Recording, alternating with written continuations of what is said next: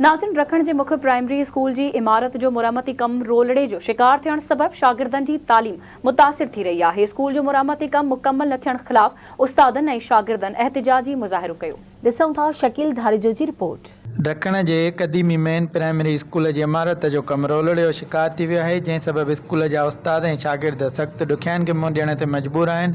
ठेकेदार इमारत जो कम अध में छॾे गायब थी वियो आहे, जॾहिं त इमारत जो कम मुकम्मल न थियण खिलाफ़ स्कूल जे हेड मास्टर मंसूर अली चांडियो जी अॻवानीअ में उस्तादनि ऐं शागिर्दनि एहतिजाजी मुज़ाहिरो करे आला अख़्तियारनि खां नोटिस वठण जो मुतालबो कयो आहे।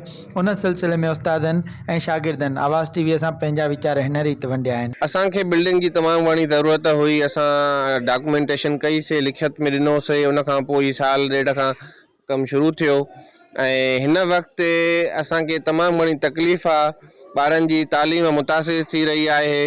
हिते इवन असां असेंबली बि कोन था कराए सघूं। ही जेको ठेकेदार हो 6 महीननि खां इमारत जो कमु अध में छॾे हलियो वियो आहे। हाणे ॾिसो बिल्डिंग जो कमु थियो आहे त माना पैसा त रिलीज़ थिया हूंदा, पोइ छा सबबु आहे त उहो 6 महीननि खां वठी हाणे उहो बिल्डिंग जो कमु नथो थिए। आहिस्ते आहिस्ते ॾिसूं था मटीरियल वापसि थो थींदो वञे। पहिरियां काठी खणी विया, वरी कल्ह न टियों ॾींहुं डोज़र आहे, उहो रेती बि वापसि खणी वञणु शुरू थियो आहे। असां आवां जे तवसुल सां मुतालबो इहो ई आहे त बसि असांखे कमु पूरो करे ॾियो। हिकु त ॾिसो था पिया त हिते रॉ मटीरियल कीअं पियो आहे, रेती आहे, बजरी आहे। असां वटि असेंबली एरिया अफेक्टेड आहे, असेंबली कोन था कराए सघूं। प्ले एरिया ॿारनि जो कोन्हे को, त इहो सॼो ऐं उन जे अलावा ॿारनि जी जेका बि ड्रेस आहे या उन्हनि जो हुलियो आहे उहो सॼो हिन रेती बजरी जे करे छो त खेॾनि कनि था त उहो ख़राबु थो थिए। ॿियो इहो आहे त ॾिसो अंडर कंस्ट्रक्शन आहे बिल्डिंग, ॿार आहे, कॾहिं होॾे वञे थो, कुझु आहे। हाणे हिते इहा ॾाकण आहे, मथे को बि उते बंदि न आहे। हाणे फ़र्ज़ु कयो ॿारु चढ़ी थो वञे, अलाह न करे कॾहिं उतां केरु किरी पए। हाणे इन कंस्ट्रक्शन कंप्लीट थिए त उन खां बाद हिन में के दर वग़ैरह लॻनि, उहो बि आहे। ॿियो हिन जा मथियां 3 कमरा अञा ठहिणा आहिनि,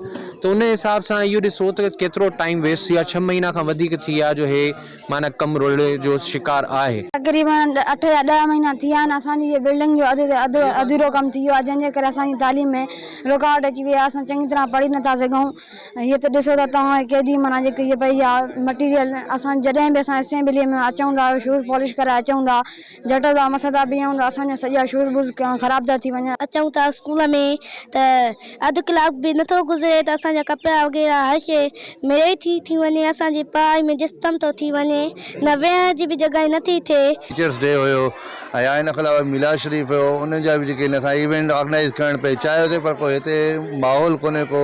सिस्टम सॼो आउट लॻो पियो आहे, सिरां रेती बजरी हिते लॻी पई आहे। पोइ हाणे हुते घुमण में ई परेशानियूं त इवेंट कीअं जेका सेलिब्रेट थियनि। ऐं ज़ाहिरी ॻाल्हि आहे इवेंट सेलिब्रेट थींदा त उन्हनि जो नंढनि जेका आहे शागिर्दनि जी जेका ज़हन ते सुठो हिकिड़ो असरु पवंदो आहे। अवां मुज़ाहिरीन उस्तादनि ऐं शागिर्दनि जूं ॻाल्हियूं ॿुधियूं। हुननि जो चवणु आहे त साल अॻु 6 क्लासनि जो कमु शुरू कयो वियो, जंहिंजो 6 महीननि खां कमु ठेकेदार अध में छॾे गाइब थी वियो आहे। उन्हनि ठेकेदार मथां इल्ज़ाम हणंदे चयो त ठेकेदार ॾींहों ॾींहुं मटीरियल पिणु वापसि खणाइण लॻो आहे। हुननि जो वधीक चवणो हो त स्कूल में शागिर्द ऐं शागिर्दनि जो तइदादु 500 खां वधीक आहे, जॾहिं त क्लास जी खोट सबबु शागिर्दनि खे पढ़ाइण में पिणु ॾुखियाई पेश अची रही आहे।